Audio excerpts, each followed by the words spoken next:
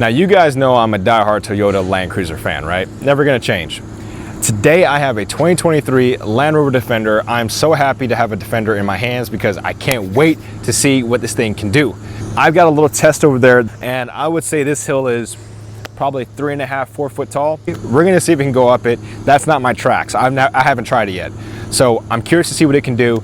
But as always, we're gonna start with the exterior of the vehicle, show you guys the interior of the vehicle, and then that's coming, and then a little bit of POV as well. We're gonna start with the front of the vehicle as always. First of all, nice blacked out, looks good. I wish the wheels were black. I think it's got nice front lights there. When it comes to the Defender, they got a little bit away from their roots of what the classic Defender looked like, but I think it looks decent. It's not my favorite. It looks kind of like a Pokemon character or something like that. You have 22-inch Defender wheels with Defender stamped on it, and that's gonna have Continental cross contact tires. You have these nice square mirrors. I like the look of them. You're gonna have a really solid roof rack. I know you guys can't see that, but just take my word for it. I love the side of the vehicle. It really is square, just like the Defender has always been, but my favorite part is the back of the vehicle here. This looks like what a Defender should be. So I think they did a great job with the rear of the Defender. I feel like they kind of rolled the dice on the front, and the back, they stayed to their roots. I love how you have a little tow hitch here, and that thing is solid, guys. That is one of the most solid tow hitches I have seen on a modern vehicle. And then when it comes to the bottom of the vehicle, you're gonna have a dual tip exhaust that's kind of tucked away, and that's going to lead to your one exhaust pipe that leads to the front of the vehicle. When it comes to the engine, that's going to be something that's pretty interesting. Let's move to the front and let's check this out.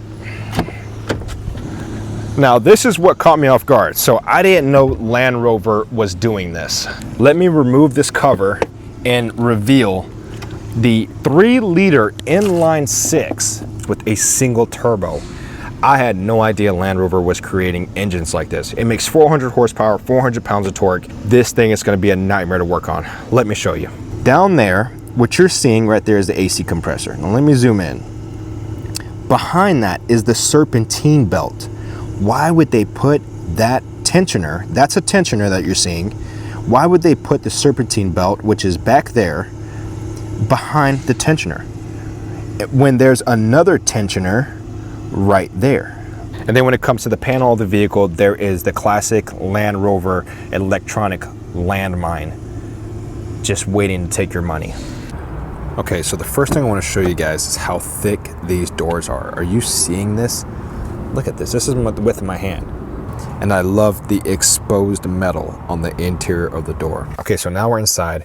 The first thing that I recognized when I jumped into this car was all of the space. You have a place to put your phone. You have a USB-C right there. You have space even behind the infotainment system. Come on now. Other car manufacturers need to take notes. You have a cubby hole right there to put anything you need, and another cubby hole right there to put anything you want right there. I put the keys and I put my wallet right there because when I'm leaving, I can just grab, open, and you're good to go. You have 2 cup holders here. You have a wireless charger right there. You have a refrigerator right there. Yes, that's right. You have a refrigerator right there. You have a USB-C there, a USB, and then you have a 12-volt power outlet right there. So now we're gonna start it up and show you guys how neat this thing gets. So when it comes to the infotainment system, I love how wide the screen is. I also like that screens aren't getting too big. What do you guys think? Do you guys think that screens are getting out of hand when it comes to modern vehicles? I think Tesla took it to the farthest it should ever go, and I think we should just stop and just, you know, have stuff that's quality instead of just massive. And then you have a really cool infotainment system here. It's not the quickest in the world. It's slower than Toyota, but it's faster than a Ford infotainment system. Now, when it comes to using the climate control, it can get a little complicated. Some of you guys are gonna like it, some of you guys are not. So if you wanna use the heated and cooled seats, you push down on this dial right here. That allows you to turn your cooled seat up and turn your heated seat up as well. So then you push it again and that brings it back to its original settings, and that's for both dials here. If you wanna control your off-road settings, you press this button right there, and then you use the dial right here to control your off-road settings. You push that button again and it brings it back to its climate control. If you want to control the fan speed, you press this button right there and you adjust your fan speed with this dial. You press it again, it goes back to its original position. It took me a sec to figure this whole thing out, but I'm starting to like it.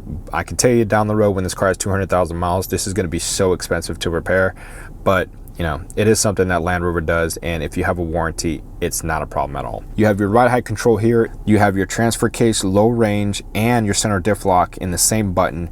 And I can say this is one of the fastest locking transfer cases I've ever experienced. It is so quick. I don't know how good it's going to hold up over time, but it is very, very nice. I can't stop talking about how much I love the exposed metal on the interior, and I do like the feel of this cloth material.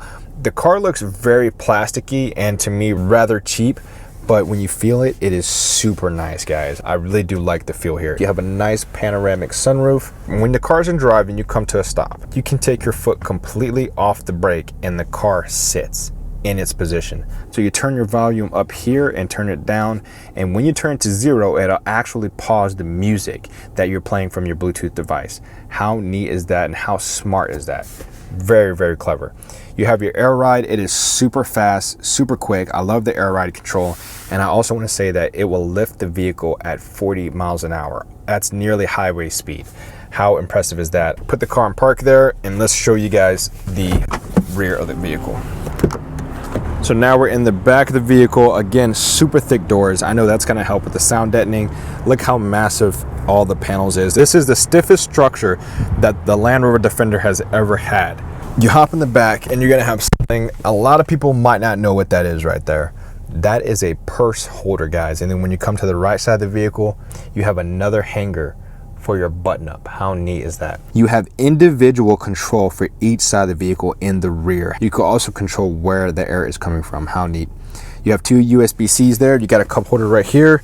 You can fold this up and you got some really nice leg room. I'm 6'1" and I've got all the leg room I need, and that seat is reclined back for the video.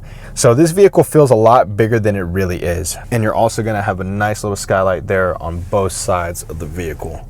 I don't know why they did that, but it looks really good and I like it. Super stiff door. I love the door, I love the space. I don't think it could have gotten better than that. These fold completely down with the push of a button, super nice. One neat feature is you can lift and lower the rear of the vehicle when you're in the trunk. So if I'm in the back and I need to put something in, I can lower it, and I've already lowered it just to do the video, but if I want to lift it, you just press right there and the vehicle is lifting. And man, it's lifting super high too. Yeah, look at the difference. Look at the back versus the front. Really neat feature. All right, guys, time to do some POV. Let's go. And I'm taking this as slow as possible because I want to see the traction control work.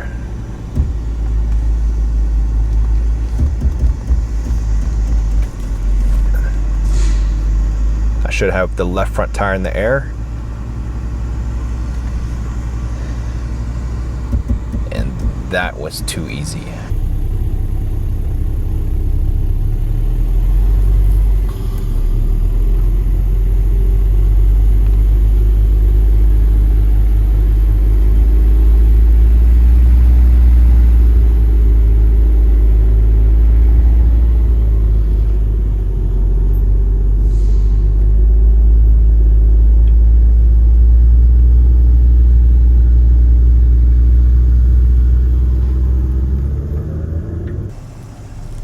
Can see that tire through the camera system here, and it looks like I'm going to clear. So far we're looking pretty good here.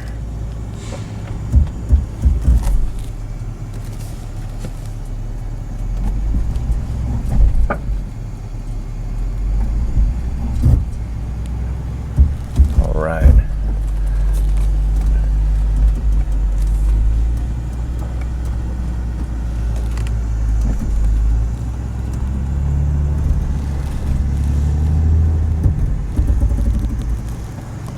Guys, let me tell you something. I have an LX470 and it can't do that one. All right.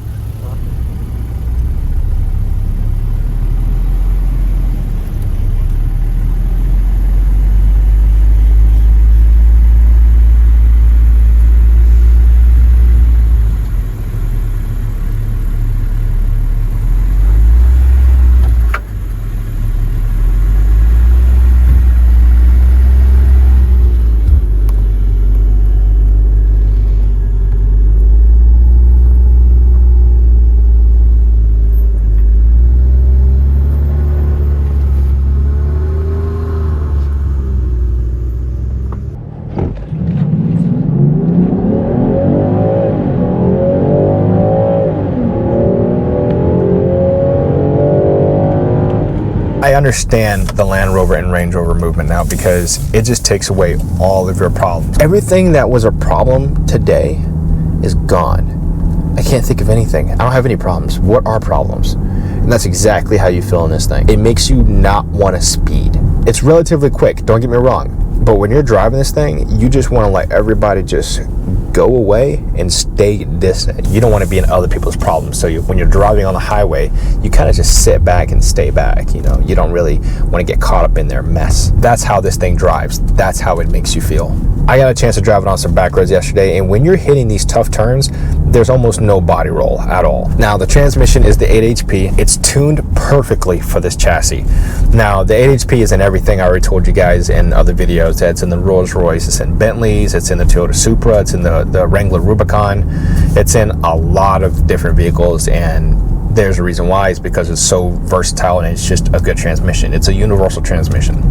It locks up the torque converter in every gear, so that's going to ensure that this thing gets great fuel mileage on the highway, and it does. They say it gets 24 miles a gallon highway. I'm getting about 26 highway. The thing is, you achieve that because you don't want to speed. Now, I can tell you one thing too. If you need to get somewhere on time, this vehicle has the ability to do it. It tightens up the suspension and it drives like a car. That's the Land Rover English way. I like it so much, I might get a little cup of tea after this. That's the end of the review on this video. Would you guys drive this over a Land Cruiser, or would you guys drive this over a 4Runner, but not the Land Cruiser? Let me know down in the comments. Thanks for watching, guys. Don't forget to like and subscribe and hit that notification button as well. And I'm gonna sign out and say that this Land Rover Defender was reviewed by Tim. See you guys in the next video. Take care. Peace.